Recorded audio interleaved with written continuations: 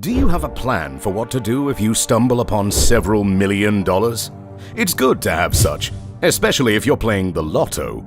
You can't imagine how wealth can surprise people, and it's no wonder many got right back from where they started just several months after they became ultra-rich. Dealing with massive amounts of money is no joke, and if you don't plan ahead, you may end up on a list like this one.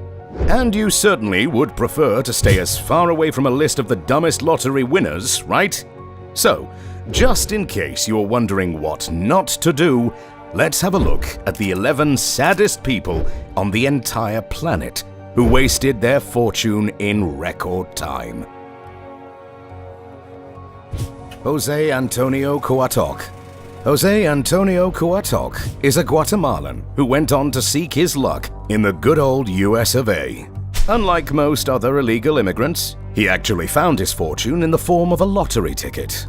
Admittedly, the prize was not as high as others, but still, $750,000 is a very nice start in the US, one that many locals can't afford. However, as he was illegally in the land of the free, which sounds a bit paradoxical, Toc was worried that if he were to claim the prize, he would face justice and deportation. And, well, that happened. But not without some additional extra twists. To avoid responsibility, Jose asked his boss Eric Cervantes to get the money for him. Unfortunately, Eric had nothing to do with Miguel de Cervantes, who wrote Don Quixote, a brave, noble, and a bit crazy hidalgo. The boss claimed the money and took it for himself. Backed to the wall, Jose Antonio started a legal case against Eric, and thanks to footage that he bought the ticket, he actually got his money back.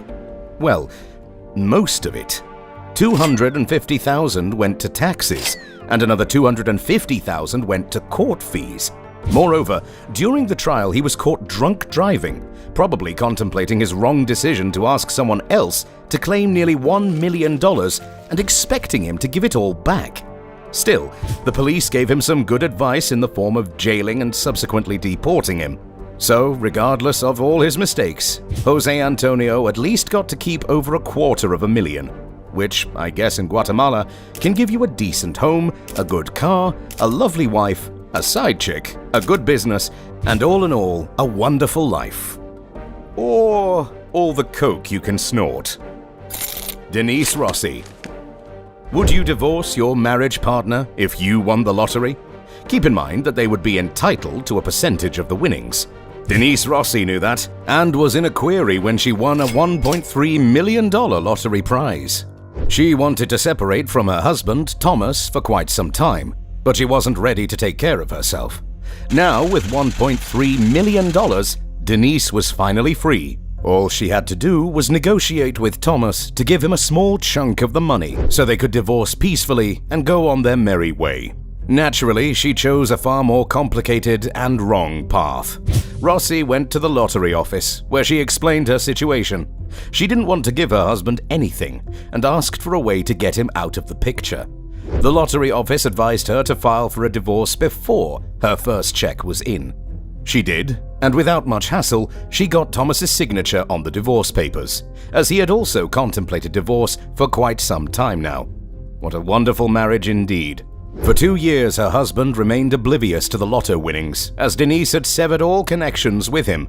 Finally, however, one day, Thomas received a letter addressed to Denise from the lotto office, which offered to get a lump sum buyout of her lottery ticket. Obviously, Thomas was happy for his ex and didn't do anything after finding out, except that he actually filed a lawsuit against her, and the judge awarded him 100% of the lottery prize money. Moreover, Denise was forced to pay court fees, and finally, she ended up even more broke than before her divorce. The moral of the story is to lie to your ex-husband that you got the money after you got divorced, and offer him a small sum as a gesture. Then, even if he gets some lotto mail, he'd probably ignore it. Callie Rogers. Did you know that by 2005, the legal gambling age in the UK was 16? If you ever want to go on Who Wants to Be a Millionaire and you get that odd question only a bookworm would know. Still, At the time, Callie Rogers couldn't wait to get 16 to try her luck. Now, why a child who recently had tea with her dolls in the backyard would have any interest in gambling is beyond me. Nonetheless, she went ahead, bought a ticket, and won. Callie won 1.9 million British pounds. A sum most people her age can't get even when playing Monopoly. Still, the young lady promised she wouldn't spend hastily and frivolously, and then she spent it all hastily and frivolously. As soon as she sniffed the green, or whatever color the pound is, she immediately went to have a boob job, worth 11.5k. Wait, wasn't she 16? Oh, come on, UK, what's wrong with you? Callie wasn't satisfied, so she went for a second one, after which she spent 300,000 on tattoos, makeup, and clothes. 16. She was 16. Why can she get tattoos? She spent about £250,000 on some trips to exotic places like Mexico and something you can actually expect more from a 16-year-old, Euro Disney in Paris. Then she wasted 350k on solicitors' fees, former unaddressed loans of friends and family, and expensive gifts to boyfriends who were with her only for her money. And probably her boob jobs. Finally, she spent 85,000 on a brand new top-of-the-line sports car, despite previously stating she won't go nuts with her spending. At least she made a few good investments, like purchasing a £96,000 home for her mum and a £180,000 bungalow. Still, by the end of the year, she was right back where she had started. Rogers admitted her behavior was way out of line, and she realized that a 16-year-old is too fragile-minded to have access to such money. As a result, she became an avid advocate for raising the gambling age to 18. Finally, in 2005, her wish became a reality. So now, how about raising the age limit for getting boob jobs and tattoos? Ryan McGee. While 16 is an age when everyone expects you're an idiot, Ryan McGee has no excuse, as he was 27 when he got his 6.4 million British pound lottery winnings. McGee went right ahead and bought some of the things we are accustomed to seeing rich people have. A luxury 5-bedroom mansion? Check. An indoor swimming pool? Check. A full champagne bar? Check. A brand new Ferrari 458 Italia? Of course. That's nothing out of the ordinary, as Ryan had a business before winning the lottery and managed to reach 7.7 million, guaranteeing him a spot on the 100 wealthiest young people list. Still, only 4 days after he bought his Ferrari, he went on a joyride in the snow with his summer tires on an icy road. This went just as well as one could expect. He slammed his luxurious car off the road. Unfortunately, this was only the beginning of McGee's trouble. A few months after the incident, his business started dissolving, followed by a filed divorce from his wife. After everything was finalized, Ryan had to sell his home and give half the money to his ex. 2 years later, McGee was caught driving a boring Ford Focus, which, unfortunately for him, was uninsured, and McGee was without a license. The cops arrested him instantly, and he filed for legal aid. This is typically for people who can't afford to get their own legal representation. You can imagine how well off the Irishman was by this time. There are many morals you can take from this story, but mainly, avoid being Ryan McGee at all costs. Oh, and when you get your Ferrari, don't crash it on the 3rd day. Wait for at least a week. Martin Tott. A generally good idea when playing the lottery is to remember you have a ticket. An even better idea would be not to throw your winning ticket away. Martin Tott and his wife had to learn this lesson the hard way. Firstly, the couple didn't realize they had won £3 million for nearly half a year. Now that's why people think that the lottery is a tax for stupid people. After 6 months, the news in the UK blew up that there was an unclaimed prize for 6 months. That's when it dawned on them. They looked for the winning ticket numbers and were a perfect match to the ones they always used. After frantically searching everywhere for their ticket, they couldn't find it. Luckily for them, you may claim a lost ticket in the UK and still get your winnings. Unluckily for them, you can do so only in the first 30 days after the ticket was purchased. So the winners were actually the big losers. The moral of the story is that no matter how complicated the spelling of your name, that doesn't make you intelligent. More often than not, it's the opposite. Evelyn Adams. What would you do if you won the lottery twice for 2 consecutive years? This was not a hypothetical question for Evelyn Adams. She first won $3.9 million in 1985. Then a year later, she won another $1.4 million from the same lotto. At this time, she was considered the luckiest woman in the world. And for a brief moment there, this money seemed to have changed her life. Evelyn was adamant that she'd stop playing the lotto, as she didn't believe she could win a third time. Smart move indeed. Then, she invested in several small businesses, including the small store from where she purchased the lotto tickets.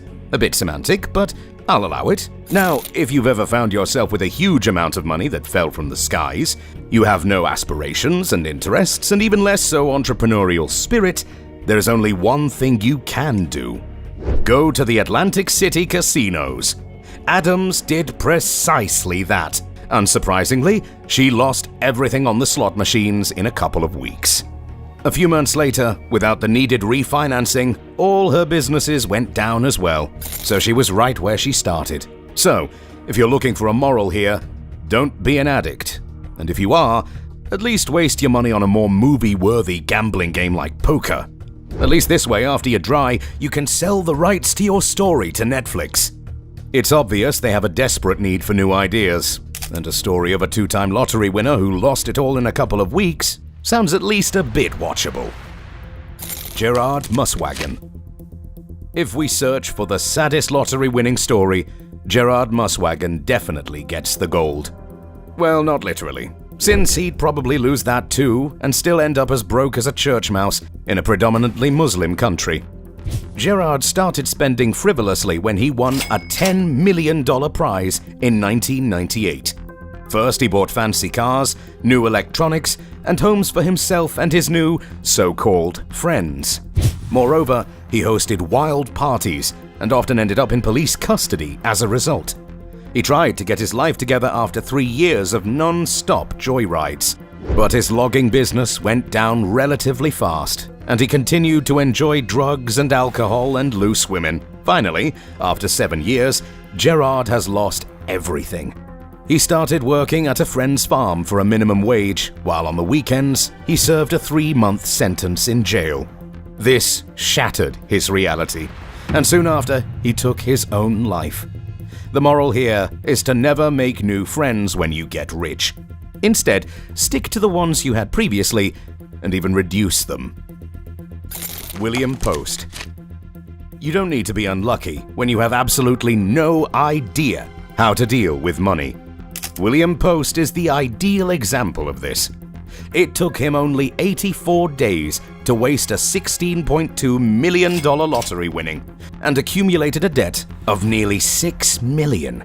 This sounds like one of these movies where an eccentric rich uncle passes, but he wants to teach his estranged nephew the value of money, so they have to spend a colossal amount in a short time. Unfortunately for William Post, that wasn't a scripted scene, but real life. After getting his money, he bought a lavish yacht, a luxurious private jet, a restaurant in Florida, and, weirdest of all, a used car lot. Somehow, $16.2 million weren't enough for the man, so he took out a loan of $500K to buy a brand new home. The real problem, however, was that Post hadn't purchased his ticket on his own, but rather his girlfriend did. So a judge awarded her a third of the winnings. Still, by the time of the verdict, Post had nothing left. So now he was $5.4 million in debt. Moreover, before he managed to sell his property and give back the money he owed, Post was cuffed and jailed for an assault that occurred 6 years prior. Before he died, Post had 7 marriages in total, was back on food stamps, and was over $1 million in debt. So the moral here is not to go bonkers over your winnings and at least have them for 3 months before going bankrupt again. Jim Hayes. How do you turn from a millionaire into a bank robber practically overnight? Well, I guess Jim Hayes is the expert on that. The 35-year-old became a millionaire after purchasing a winning lottery ticket that guaranteed him $19 million. His first decision was a smart one. He opted for annual installments of nearly $700,000. That, however, remained his only wise decision. After that, he began losing money like crazy. He often overspent and soon began asking for portions of his next installment. In just a few years, he went bankrupt and couldn't afford even basic needs. So what would you do in such a situation? Get help? Start fresh over? Or rob a bank? Guess what Hayes did? Calling him stupid over his bank robberies would be an overstretch. After all, he did them perfectly and managed to steal over $40,000 before the feds caught up with him. Hayes was sentenced to 33 months in prison. Since 2020, he has been a free man, and as it seems, he has learned his life lessons. The moral here is not to rob banks, for any reason. That's not how you make money. Billy Bob Harrell. Billy Bob Harrell is a prime example of how money can change people. The modest Texan has won $31 million in the state lottery game. The first few months after winning, Billy was generous. Too generous, in fact. He started giving money to churches, church members, and practically anyone who would ask. Harrell settled debts to family members, friends, and even strangers, and in about a few months, he started enjoying people's attention a bit more than he should. By that time, he owned 6 homes and used none of them. All were for family and friends. Moreover, Harrell brought brand new luxurious cars for his wife and children. Soon after, he got a young girlfriend, which Billy showered with gifts. Understandably, his wife was not too happy. She filed for a divorce, and they split the rest of the money in half. Without the support of his wife, Billy went into a spiral of bad decisions, which cost him nearly $4 million. Finally, after he had lost everything he held dear and people stopped paying him attention because Billy was all out of cash, Harrell took a shotgun and did a Kurt Cobain in his ex-wife's bedroom. The moral here is to learn to play guitar like Cobain, not to shoot like him. Andrew Jackson Whitaker. The craziest lottery-winning story, however, goes to Andrew Jackson Whitaker. Unlike most others on this list, Whitaker was quite successful even before winning the lottery. He built a construction business worth $17 million on his own, making it even more surprising that things turned sour so quickly after he got his $315 million lottery winnings in 2002. The sad truth, though, is that Whitaker wasn't a doofus at all. He might have gotten a bit mad with money, but still, Andrew spent most of the winnings on charity. First, Whitaker gave about $30 million to church groups and another $14 million to establish a foundation that provided free food and clothing for low-income families. Next, he gave $44,000 to the clerk from who he bought the winning ticket and also presented him with a brand new Jeep Cherokee and a $123,000 home. That's when things got out of control. Whitaker bought a Lamborghini and started throwing money out on the street wherever he was driving. This led to 2 burglaries, in which he lost roughly $700,000. Still, these were only money. While Whitaker never lost his winnings, he lost everything else. His daughter, his granddaughter, and subsequently his wife. Despite having so much money, Whitaker was all alone in the end. The moral here is that money can buy a lot of luxuries and a lavish lifestyle, but it can't buy happiness. Those stories should be a good lesson for everyone who plays the lotto. Don't reach out for money you are not ready for. More often than not, they will bring you more misery than good. On the other hand, even if you are prepared, you can never be sure you won't end up crazy with cash. Still, if there's anything we learn from these losers, is that getting divorced or cheating after you've become rich is not a good idea. Stick to the people who loved you before you were rich, and have them help you cope with the huge change. What would you do if you ever get a cash boost in the millions? Let me know in the comments below. If you're wondering how other rich people are doing, just look at how the 10 wealthiest people live their lives.